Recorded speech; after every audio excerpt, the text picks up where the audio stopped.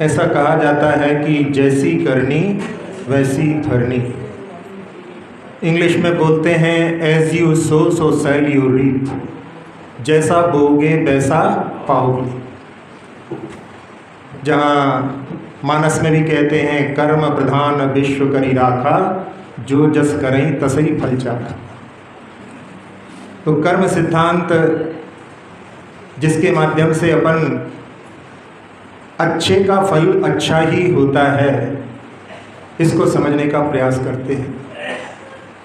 जहाँ अपने मन के द्वारा, वचन के द्वारा, काय के द्वारा जो भी कार्य होता है, और उसमें साथ साथ में अपन जो भी कार्य करते हैं उसमें अपनी कषाएं भी रहती हैं। तो योग, मन वचन काय की क्रियाएं और कषाएं, यही जो है दो मुख्य कर्म बंधन के कारण होते हैं। एक उदाहरण के माध्यम से, जिसमें एक बालक अपने मित्रों के साथ खेलने के लिए गया हुआ था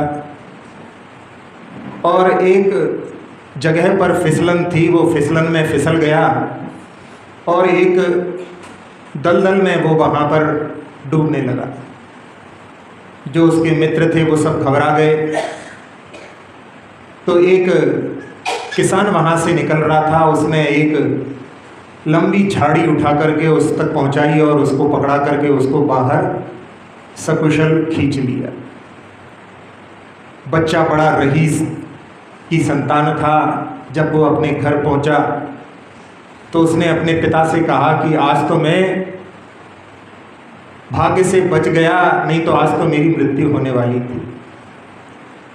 पिता ने सारा वाकया पूछा और रईस आदमी उस समय सोचता है कि उसने मेरे कुल दीपक की रक्षा की है तो मुझे उसके लिए कुछ करना चाहिए।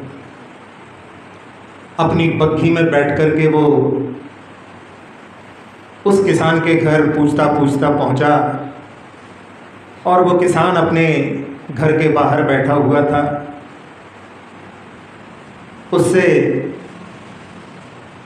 उस रईस आदमी ने कहा कि तुमने मेरी संतान की रक्षा की है, इसलिए मैं आपके लिए कुछ देना चाहता हूँ।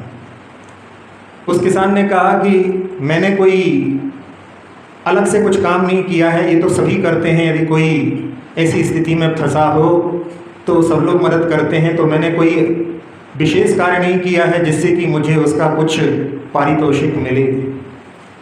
जैसे कहते हैं कि नेकी कर कुएं में डाल।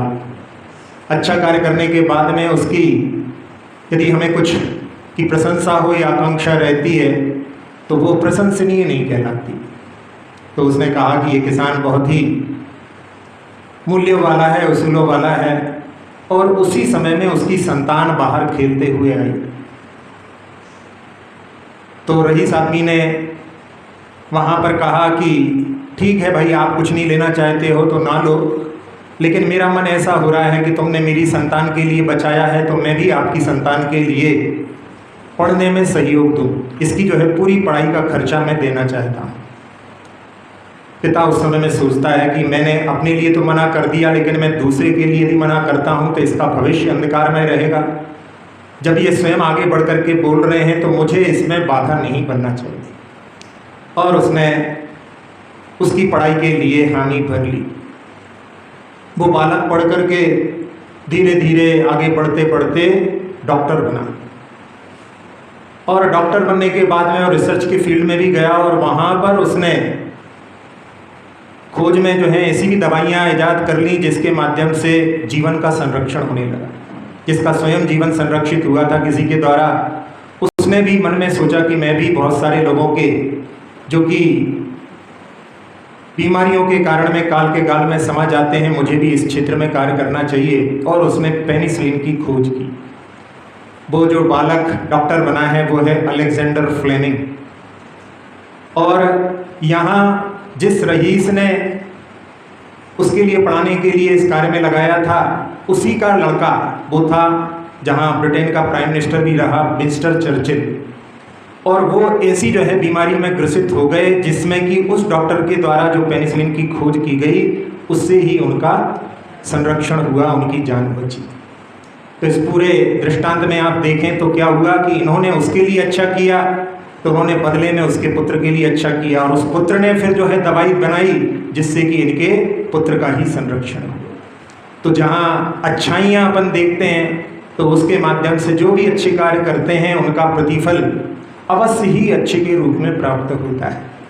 अपनी ये धारणा कभी भी नहीं होनी चाहिए कि कई बार होता है, लोग कहते हैं भैया हमने तो बहुत अच्छा किया लेकिन हमें उसका प्रतिफल खराब के रूप में प्राप्त हुआ। ऐसी धारणा अपने लिए कभी भी नहीं बनाना चाहिए। ये बात जरूर है कि जो यदि कुछ खराब प्रतिफल मिला है तो वो इस अच्छाई का नहीं है, ये कर्म सिद्धांत के कुछ रहस्य हैं। जब तक अपन इनके बारे में विचार नहीं करेंगे, समझेंगे नहीं, तब तक अपन उसमें कारण विपर्यास में उल्टे जो है विचार लगा लेंगे।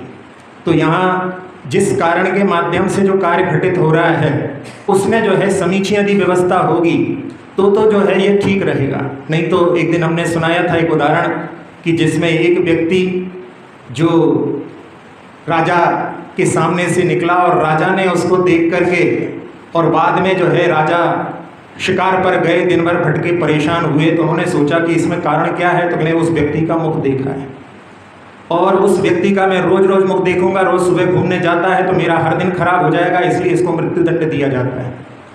तो वो राजा से पूछता है कि मुझे मृत्युदंड क्यों दिया जा रहा है। तो मैं तुम्हारा मुख देख करके मेरा दिन खराब हो गया। तो वो कहता है कि राजन मैंने आपका मुख देखा था, आपका तो केवल एक दिन खराब हुआ है, मेरी तो पूरी जिंदगी नष्ट हो रही है, तो कौन ज़्यादा मनहूस है। तो ये जो जिस यहाँ पर कारण विपर्यास अपन देख रहे हैं, किसका कारण अपन किस में लगा लेते हैं, ऐसा ही जो है अपन ने जो अच्छा किया है उसका प्रतिफल खराब नहीं होगा। जो कुछ खराब यदि प्रतिफल है तो वो अपने पूर्व के पाप कर्म का होगा। ऐसा जो है दृष्टि अपन रख करके कभी भी अच्छे कार्यों के करने में पीछे नहीं हटना चाहिए। लेकिन बहुत बार ऐसी धारणाएं बन जाती हैं, कई बार समझाने के बाद में भी लोग समझते नहीं हैं। लेकिन ये तो जो है यूनिवर्सल ट्रुथ है कि अच्छे का फल तो अच्छा ही होता है। ऐसी ही अपने लिए धारणा बनाना चाहिए और अपन इसके बारे में आगे विचार करेंगे।